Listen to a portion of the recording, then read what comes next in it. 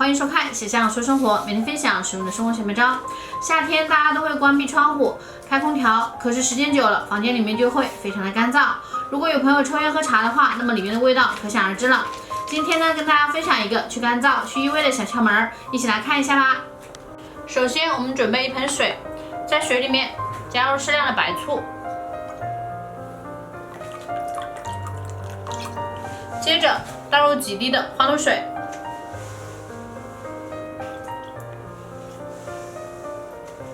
然后我们把毛巾放进去浸泡，让毛巾呢全部都浸湿，给它浸泡2分钟左右。时间到了，我们将毛巾拧至半干，不滴水的程度就可以了。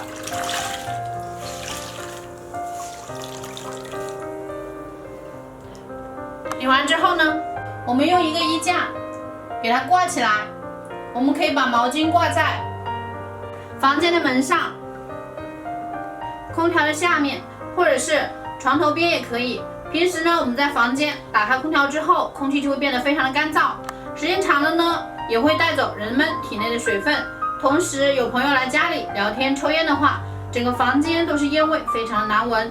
这个时候，我们在房间挂一条毛巾就起到作用了。毛巾上的细孔吸收掉房间的烟味，因为加入了白醋，所以呢，酸性醋和碱性烟起到了综合的作用，所以就能够除掉烟味了。里面的花露水能让房间里面的味道更加的清新，这样房间里面难闻的味道就轻松去除了。而毛巾上面的水分可以起到保湿的作用。有的朋友说，空调房里面放一盆水，但如果有小朋友或者不小心踢到了，也是很不方便。